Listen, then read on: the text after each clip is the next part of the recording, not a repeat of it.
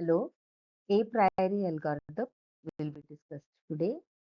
In our previous video, we had seen that for a pattern to be frequent, all its subsets should be frequent. We had gone through an example stressing on this fact, and we said that this downward closure property is very important and shall be used in the actual procedure for finding the frequent patterns. And we had seen that these were the frequent item sets in that example. So, a priori algorithm is for finding the frequent item sets using candidate generation, pruning from the candidates, and finally the frequent pattern finding. So, this is the gist of the algorithm. The stepwise code is given here, generating starting from size 1, find the frequent ones, then from k equal to 1 onwards, generate candidates, prune, from the candidates, find the frequency count, and so on. But first, let us look at the important step of generating candidates. So, candidate generation of size 3, that is C3, from frequent item sets of size 2, which is F2. We have an example, and these are the frequent item sets. So, take a pair ABAC. So, what do we see special in it? All the items other than the last one, B and C, are common. So we had only one AA, so AA is present in both. Also, the last item has a ordering. The ordering is B less than C alphabetically. There is an ordering. So these two give us the candidate ABC. Another example, BCBD. See, we are picking all the pairs from the F2, have the same common items up to the last one, and the last one has an ordering. So we generate BCD and another such generation of candidate ACD for size 4 candidates from F3.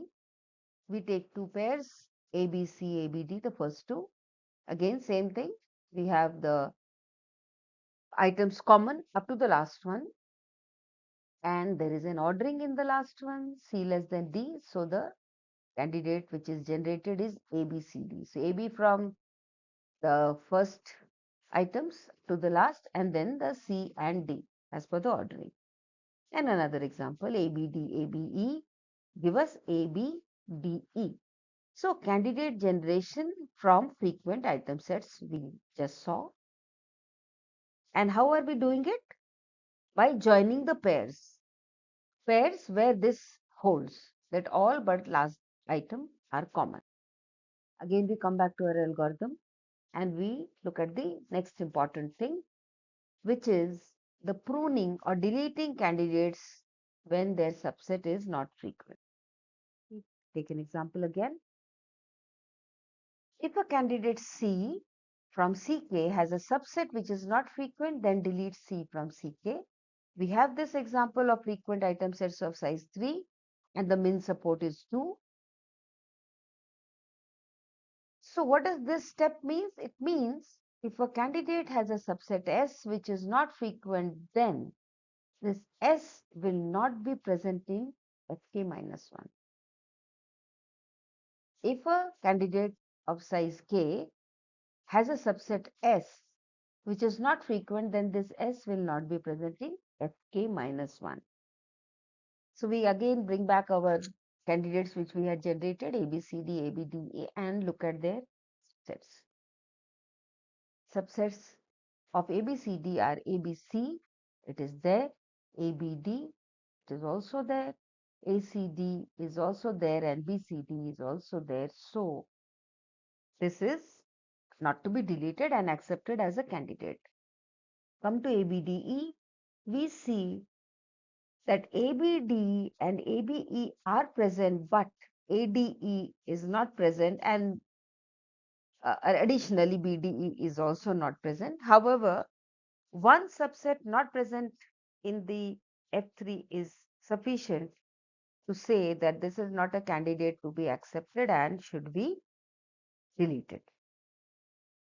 So the two important steps of a priori candidate generation and deletion or pruning we went through by different individual examples. Now is the time to go through the entire a priori algorithm through an example. So we again have 4 transactions and the min support is 2. So step 1, generate item sets C1 of size 1. So these are A, B, C, D. Step 2, identify the patterns satisfying minimum support. So we go through the counts and we see that each of them has a support count of 2 or more. So these are all frequent item sets.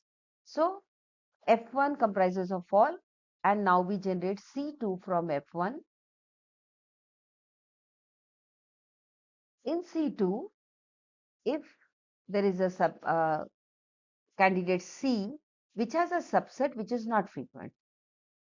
Now, when we look at any of this item set AB, the subsets are individually A, individually B, and each of them has a support count of more than 2. So no candidate gets deleted from this set of item sets. So now we take their frequency count.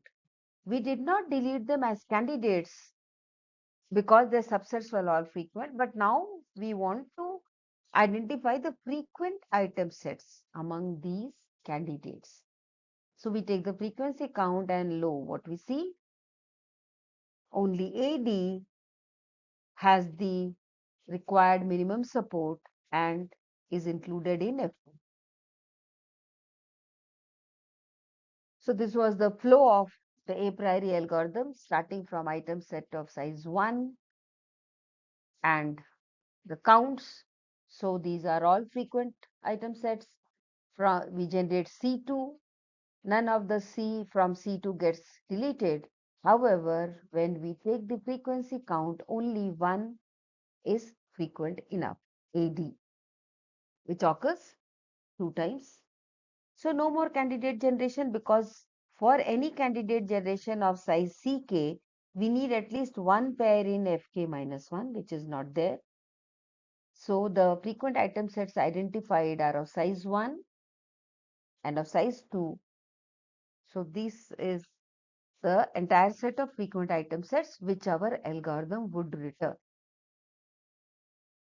So this was the walkthrough to the entire a priori example, and I hope with the method in which we moved through in this video would make the understanding of a priori algorithm and its individual steps simple for you, and it was helpful.